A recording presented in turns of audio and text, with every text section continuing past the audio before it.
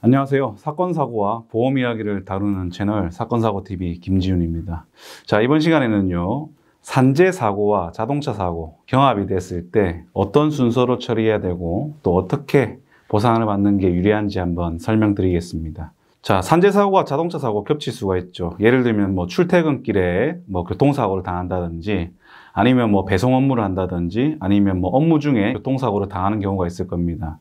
이럴 때 보통 선택해서 치료를 받아야 된다 이렇게 생각하시는데요. 물론 그 말도 맞습니다. 산재보험으로 처리를 하실 수도 있고요. 자동차 보험으로 처리를 하실 수도 있습니다. 하지만 어떤 거를 먼저 처리하느냐에 따라 가지고 보상이 좀 다를 수가 있거든요. 대부분의 경우에서는요, 산재를 먼저 처리하시고 산재보험이 종결되고 난 다음에 자동차 보험 처리하시는 게 유리해요. 일단 산재보험 보상에 대해서 설명드릴게요. 자, 산재보험은 근로복지공단에서 관할하죠. 우리가 처음에 산재에서 받을 수 있는 게 어떤 게 있냐? 치료비 부분이 있겠죠. 사고 나서 다쳤다, 교통사고로 다쳤다 했을 때 병원에 입원을 한다든지 수술을 한다든지 이렇게 해서 병원비가 들어가지 않습니까?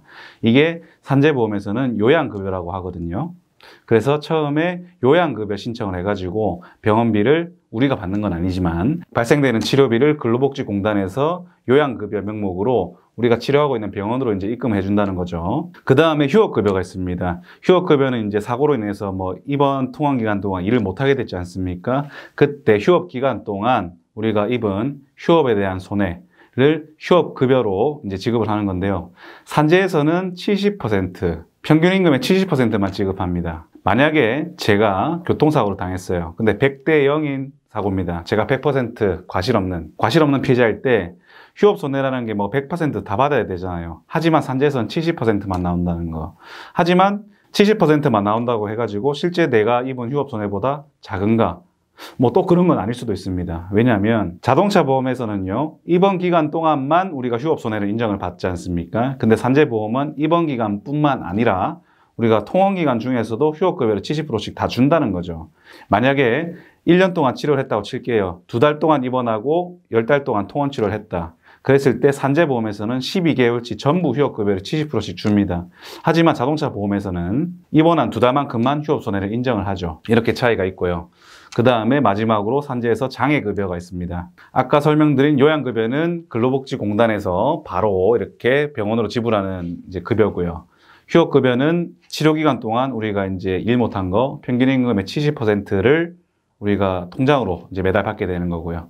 자, 장애급여는 무엇일까요? 산재 같은 경우에는 다친 정도, 장애 정도에 따라서 1급부터 14급까지 이렇게 14가지로 장애가 세분화가 되어 있습니다. 자, 만약에 산재 치료를 하고 종결을 해서 평가를 한 장애가 산재보험상 10급에 해당이 된다. 그렇게 됐을 때 평균 임금의 297일치가 이렇게 장애급여로 지급이 되는 거죠. 근데 보시면요, 제가 설명드린 교통사고나 손해배상에서는 휴업에 대한 손해와 장애에 대한 손해 이것만 있지 않았었죠. 그죠? 위자료도 있을 것이고 사고로 흉터가 생겼다, 수술한다고 흉터가 생겼다 했을 때 흉터에 대한 성형수술 비용도 당연히 청구해서 받아야 되지 않겠습니까? 이렇게 산재에서는 요양급여, 휴업급여, 장애급여 이렇게 크게 3가지만 나온다고 보시면 되고요. 이때 우리가 못 받은 위자료라든지 향후치료비라든지 이런 부분에 대해서는 우리가 자동차 보험으로 청구를 할 수 있다는 거죠. 예를 들어 보겠습니다. 출근길 사고로 교통사고를 당한 피해자가 법률상 손해배상액이 1억이었다고 칠게요. 1억이었는데 산재 보상에서 예를 들어서 6천만 원을 받았다.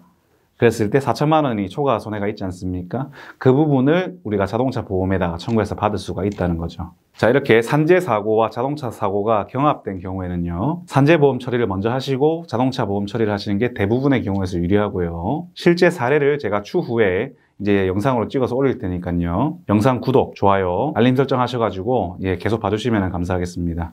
영상 끝까지 시청해 주셔서 대단히 감사드리고요. 자, 다음번에 또 새로운 주제로 또 찾아뵙도록 하겠습니다. 감사합니다.